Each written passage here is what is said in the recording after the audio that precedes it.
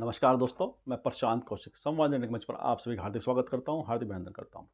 जैसे जैसे 5 राज्यों के चुनाव नज़दीक आ रहे हैं, वैसे वैसे राजनीतिक तापमान लगातार बढ़ता जा रहा है। और इन 5 राज्यों के जो विधानसभा चुनाव में नेताओं की सक्रियता भी बढ़ गई हैं। बड़े-बड़े जो नेता हैं पार्टियों के, वह अपनी चुनावी रैली भी इन प्रदेशों में आयोजित कर रहे हैं। लगातार दौरे करके वहाँ के मतदाताओं को साधने का प्रयास कर रहे हैं। हम देखते हैं कि कांग्रेस पार्टी के जो शीर्ष नेता हैं, मल्लिकार्जुन खड़गे, राहुल गांधी, प्रियंका गांधी या दूसरे जो अन्य नेता हैं, वह लगातार 5 राज्यों के चुनावी दौर में दिखाई देते हैं। और राहुल गांधी मिजोरम में, तेलंगाना में उनकी बड़ी सभाएं होती हैं और लोगों को जन सैलाब जो उनकी सभाओं में दिखाई देता है, उसने उनके अंदर विश्वास भी दिया है और एक आत्मविश्वास कांग्रेस के अंदर स्पष्ट रूप से दिखाई देता है इन चुनावों को लेकर। उसी प्रकार जो बीजेपी के नेता हैं, या प्रधानमंत्री जी नरेंद्र मोदी जी हों, चाहे अमित शाह जी हों, वह भी लगातार दौरे कर रहे हैं, चाहे मध्य प्रदेश हो, राजस्थान हो, छत्तीसगढ़ हो। वह भी तमाम तरह के सारे प्रयास कर रहे हैं मतदाताओं को साधने के। सभी बड़े नेता इस प्रयास में लगातार लगे हुए हैं कि कैसे मतदाताओं को समर्थन विधानसभा चुनाव में वे हासिल करें।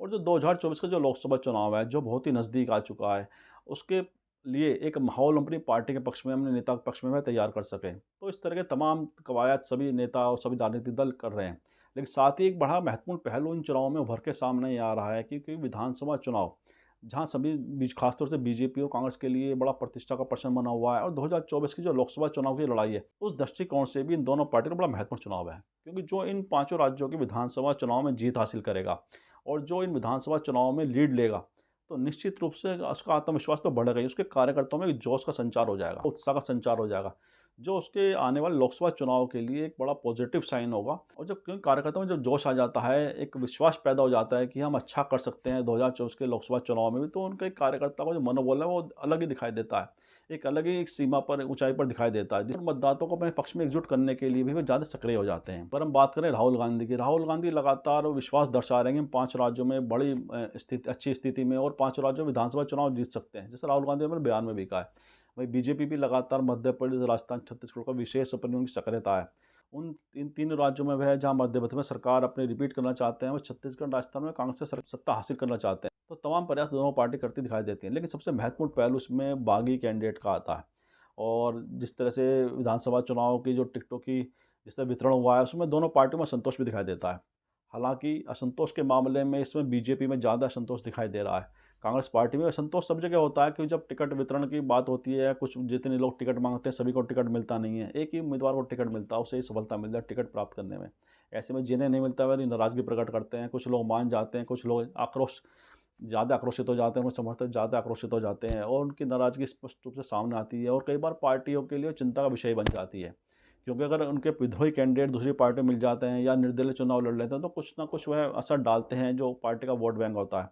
और जहाँ कम मार्जिन की लड़ाई होती है, जहाँ कम मार्जिन का संघर्ष होता है, वहाँ पर वह जो वोट शेयर प्राप्त कर लेते हैं निर्दलीय लड़कर या दूसरी पार्टी में जाकर, वह उस अपनी पुरानी पार्टी की संभावनाओं को कमज़ोर कर देते हैं। तो दोनों पार्टियों का बड़ा महत्व हो जाता है कि जो असंतोष के सवाल उनकी पार्टियों में, उसे कैसे शांत कर सकते हैं, उसे कैसे मैनेज कर सकते हैं। हालाँकि अगर शीर्ष स्तर पर हम देखें, तो मध्य प्रदेश के अंदर कांग्रेस पार्टी के अंदर इसमें 2 बड़े नेता हैं, दिग्विजय सिंह और कमलनाथ। और दोनों का एक बड़ा वीडियो बड़ा इस समय चर्चित रहा है पिछले 2-3 दिन के अंदर। और जिस तरह से कमलनाथ जी ने दिग्विजय सिंह को लेकर कहा है कि जब किसी टिकट वितरण की बात आई, तो उन्होंने कहा दिग्विजय सिंह के पड़े फाड़ो, और भरी मंच पर उनकी चुहलबाजी, एक आपस में एक दूसरे को मजाकिया अंदाज का उसका रूप दिया गया। दोनों के बीच एक संवाद दिखाई दिया, जिसमें जिसमें मंच पर दिग्विजय सिंह और कमलनाथ का आपसी संवाद बड़ा मजाकिया लहजे में सामने आया। और कुछ लोगों ने उसका एक अनुमान लगा, दोनों के बीच में बड़ी खटास है, लेकिन कुछ लोगों ने कहा कि जैसे दोस्तानापूर्ण व्यवहार बातचीत स्पष्ट करती है कि दोनों के बीच कैसा समन्वय है, कैसा उनमें आपस में सामंजस्य बना हुआ है। तो ये दर्शाता है कांग्रेस पार्टी की शक्ति भी दोनों हैं मध्य प्रदेश के अंदर, और दोनों की ही प्रतिष्ठा भी दांव पे लगी हुई है मध्य प्रदेश चुनाव को जीतने के लिए। वहीं अगर हम मध्य प्रदेश की बीजेपी की बात करें, बीजेपी के अंदर ज़्यादा दिक्कतें कहीं न कहीं दिखाई देती हैं। शिवराज सिंह चौहान जो मुख्यमंत्री हैं, कहीं न कहीं ऐसा लगता है कि जो कि राष्ट्रीय नेतृत्व है बीजेपी का, उसने उन्हें संकेत स्पष्ट रूप से दे दिए हैं और उसी को लेकर शिवराज सिंह चौहान की चिंताएँ लगातार बढ़ती जा रही हैं। क्योंकि जो मध्य प्रदेश में बीजेपी के अंदर मुख्यमंत्री पद के दावेदार रहे हैं, इसमें चाहे नरोत्तम मिश्रा हों, या कैलाश विजयवर्गीय हों, चाहे नरेंद्र तोमर हों, या दूसरे जो अन्य नेता, सबको उन्होंने विधानसभा टिकट दे दिया है। और ऐसा लगता है कि विधानसभा चुनाव में बीजेपी की तरफ से मध्य प्रदेश के मुख्यमंत्री पद के दावेदार एक नहीं, अनेक दावेदार चुनाव लड़ रहे हैं। सफलता किसे मिलती है, किसे नहीं मिलती है, सब चुनाव के बाद पता चलेगा। और बीजेपी सत्ता प्राप्त करने में सफल होती है या कांग्रेस से इस बार भी 2018 की तरह पिछड़ जाती है, यह तो सब चुनाव परिणाम के पश्चात ही पता चलेगा। लेकिन इतना तय है कि मध्य प्रदेश में चुनावी संग्राम, चुनावी संघर्ष जो है कांग्रेस और भाजपा के मध्य, जितना क्रूशल दिखाई देता है, उससे ज़्यादा दिखाई देता है बीजेपी अपने अंदर भी अपने नेताओं से चुनाव में संघर्ष करती नज़र आएगी। क्योंकि जब महत्वाकांक्षाओं का जब चुनाव बन जाता है, कोई महत्वाकांक्षाओं की लड़ाई हो जाती है, तो वह अब सफलता से ज़्यादा कहीं न कहीं नुकसान ज़्यादा कर सकती है। ऐसी संभावनाएँ प्रबल हो जाती हैं कि महत्वाकांक्षाएँ हमेशा नुकसान करती हैं। बेशक ये आदमी को बढ़ाती भी है, लेकिन नुकसान भी ज़्यादा करती हैं। इसी प्रकार हम देखें राजस्थान में भी बीजेपी अपने नेताओं के बीच आपसी प्रतिस्पर्धा जो है उसकी चुनौती का सामना कर रही है। वसुंधरा राजे पूर्व मुख्यमंत्री रही हैं और बीजेपी की बड़ी नेता हैं वसुंधरा राजे। ऐसा एक चर्चाओं में लगातार राजनीतिक चर्चाओं में यह शुमार है कि वसुंधरा राजे को पीछे करने की कहीं न कहीं राष्ट्रीय नेतृत्व द्वारा प्रयास हो रहा है। जो बीजेपी जो राष्ट्रीय नेतृत्व जो पसंदीदा नेता हैं उनको आगे बढ़ाने की वह तमाम तरह की कवायद लगातार कई अनेक वर्षों से करते आ रहे हैं। और वसुंधरा राजे को जिस तरह से वहाँ पर प्रमुखता नहीं मिल रही है, उससे वसुंधरा राजे नाराज़ हैं। उनके जो समर्थक विधायक हैं या उनके समर्थक नेता हैं, वे कहीं न कहीं राष्ट्रीय नेतृत्व से नाराज़ हैं। अब ये नाराज़गी चुनाव में कितना नुकसान बीजेपी को करती है, ये तो सब वही जैसे मैंने कहा कि भविष्य में पता चलेगा, जो चुनाव परिणाम सामने आएँगे। वहीं अगर हम राजस्थान में कांग्रेस की बात करें, तो अशोक गहलोत और सचिन पायलट के रूप में 2 प्रमुख नेता राजस्थान में कांग्रेस के पास हैं। और दोनों के बीच जो द्वंद्व है, आपसी संघर्ष पिछले कुछ समय से लगातार सभी देख रहे हैं। उसमें ठहराव सभी आता दिखाई देता है, लेकिन उसके पश्चात भी लोग कहीं न कहीं अनुमान लगा रहे हैं कि मन से कितना आपस में जुड़े हुए हैं, कितना एक-दूसरे की मदद करेंगे। यह सवाल बड़ा सवाल है। अगर कांग्रेस पार्टी, अशोक गहलोत, सचिन पायलट दोनों मिल-जुल कर प्रयास करते हैं, तो निश्चित रूप से हो सकता है परंपरा राजस्थान में बदल जाए और कांग्रेस पार्टी सत्ता पुनः आ जाए। क्योंकि वहाँ जो उन्होंने सोशल वेलफेयर की जो स्कीम अशोक गहलोत ने राजस्थान में लागू की है, उसका बड़ा एक लोगों पॉजिटिव वहाँ से फीडबैक आ रहा है और जो आत्मविश्वास दे रहा है अशोक गहलोत को, कांग्रेस को। वह उनका कहना है कि जो सोशल वेलफेयर की स्कीम है, मेडिकल की स्कीम जो वहाँ पे जनता के लिए अशोक गहलोत सरकार ने उपलब्ध कराई है, उससे जनता का विश्वास अशोक गहलोत के साथ जुड़ा है। और उसी विश्वास के द्वारा कांग्रेस पार्टी में भी आत्मविश्वास का संचार हुआ है कि वह राजस्थान में सरकार पुनः बना सकती है। साथ ही राजस्थान की बीजेपी के अंदर भी जिस तरह से एक आपसी संघर्ष कहीं न कहीं ज़्यादा बढ़ा हुआ दिखाई देता है कांग्रेस की तुलना में, उसने भी कांग्रेस की संभावनाओं को कहीं न कहीं मजबूती प्रदान करी है।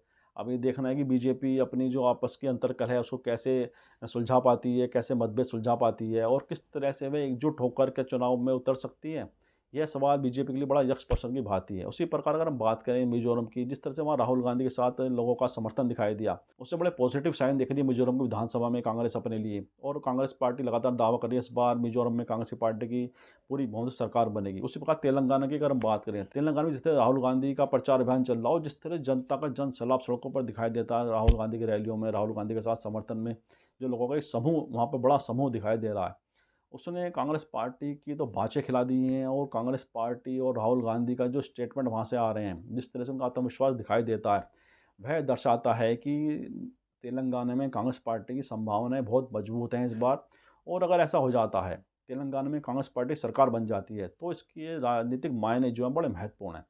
क्योंकि अगर दक्षिण भारत की हम बात करें, जो भी कुछ समय पहले, कुछ महीने पहले ही कर्नाटक में कांग्रेस में बहुत बड़ी जीत दर्ज की है और बीजेपी को परास्त कर उन्होंने दक्षिण भारत में बीजेपी के पास जो राजद था उसे छीन लिया है।